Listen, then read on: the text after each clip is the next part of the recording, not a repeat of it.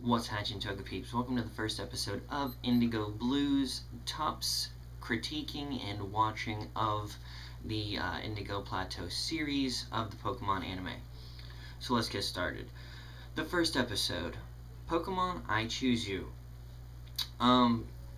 It opens up right off the bat just like the original Blue and Red games did, with Nidorino and Gengar fighting, bouncing back and forth, and it goes from that actual screen to a more live viewing. It happens to be Elite Four member. We see the silhouette of Bruno in that battle, but of course at this point nobody knows who he is and whatever. And we see one of our first game mechanics fallacies, where it says that Nidorino hits Gengar with a horn attack, which of course normal type attacks don't hit ghosts, so enter fallacy number one. Nidorino gets defeated by Gengar's hypnosis attack. It's recalled by Bruno, and Bruno sends out Onix, and then we see that at this point it's Ash watching this battle on television. And we meet Ash, the boy from Tuppleton, who just turned 10 years old and is about to get his first Pokemon license and first Pokemon from Professor Oak. And we get the backstory for that. But we find out that you have to be 10 years old to get your Pokemon license and a Pokemon. We get the rough definition of what a Pokemon Master is for the series, and that's when you catch all the Pokemon. At this point in the show, it is 11 p.m. the night before Ash is to get up and go see Professor Oak. Ash's mom walks in, says go to bed. He's like, but Mom, I can't sleep, you know. What a 10-year-old does when it's bedtime. But after that, he watches a show with Professor Oak, which I assume is one of those re-recorded generic things that they play all the time. And it's on TV. We get introduced to all the starters. Ash falls asleep and is dreaming about all the starters. In his dream, none of the starters have actual voices, which I thought was interesting because I believe at this point they weren't sure how the Pokemon were going to talk. During his dream, Ash actually is throwing out the Pokeballs to release the Pokemon, and releases his alarm clock, which is in the shape of a Voltorb, and it explodes, and according to the clock, when it is on the floor, it is 4 a.m., and it's definitely much after that later. After that, we see Dodrio, which are the roosters crowing. Ash wakes up late, oh my gosh, and at this point I just think, where is Ash's mom? Because we never see Ash's father or hear about Ash's father in the first episode. So Ash's mom just lets him oversleep. He's late, runs to Professor Oak's lab in his pajamas, and runs into Gary motherfucking Oak. So he runs into Gary Oak. We see Gary has 3 cheerleaders at one point. He runs into them. Blah, blah, blah. The famous Oak showdown with the sass. When Gary Oak drives off, he's in a convertible, a 10-year-old with a convertible, and 4 cheerleaders at that point. So, Ash goes in, gets told, hey, why are you in your pajamas? And Oak's like, why in your pajamas? And Ash is like, oh, I overslept, blah, blah, blah, blah, my mom sucks. Yeah. So, Ash's actual picks in order to where he discovers that they aren't there are Squirtle, Bulbasaur, and then Charmander. So, after that, it's oh, we have one more Pokemon, but there's a problem with it. And Ash is like, I'll take anything, I'm desperate. Hit me up, Jack. So he gets Pikachu, and Pikachu shocks him because Pikachu has an attitude problem.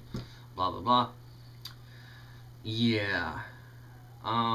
Ash leaves, and Ash's mom makes the appearance, who wasn't there to wake him up. Apparently she was organizing this rally for Ash of like 10 people with jugs to blow on and tambourines.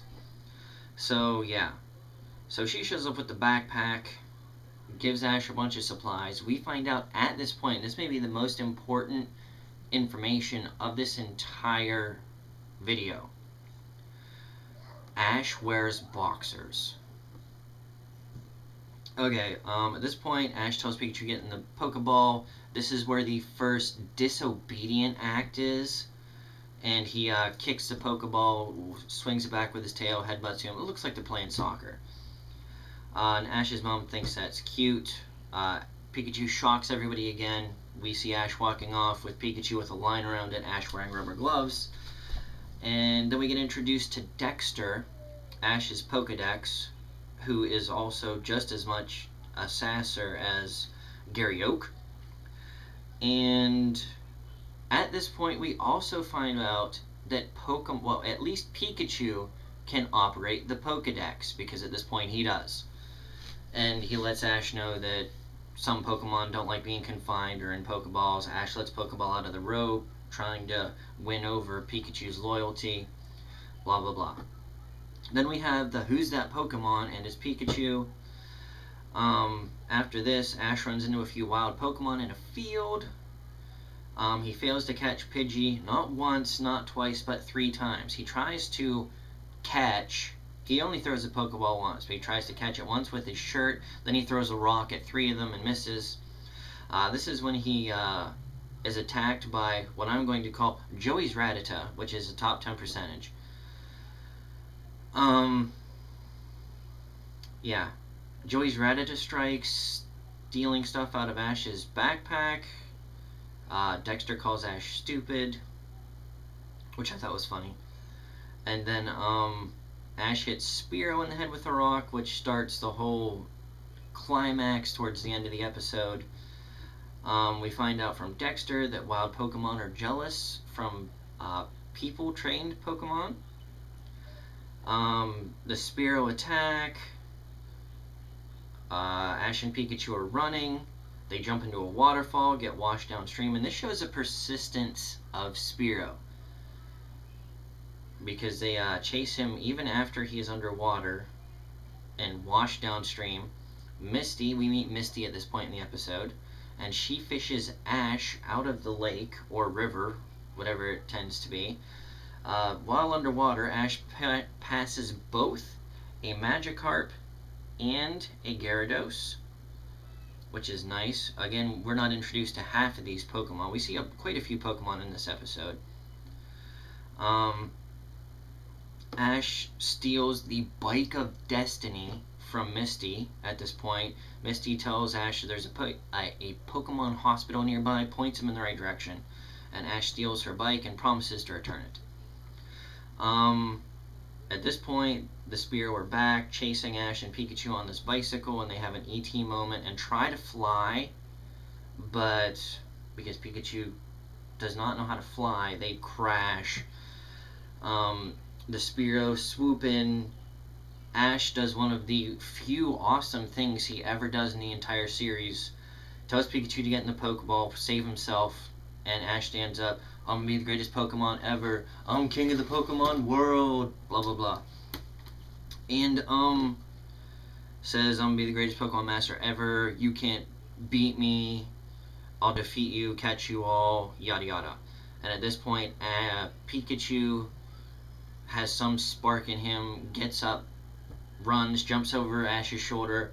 There's a storm going on at this point. Lightning strikes Pikachu, and there's a huge electric explosion. And assumedly all the Spearow were defeated at this point, because we never see them again, not till the end of the Indigo series. Spoiler alert. And they lay on the ground, talk to each other. A rainbow fills the sky, and Ash sees a legendary Pokemon. And this is the theory of why Ash is 10 years old forever.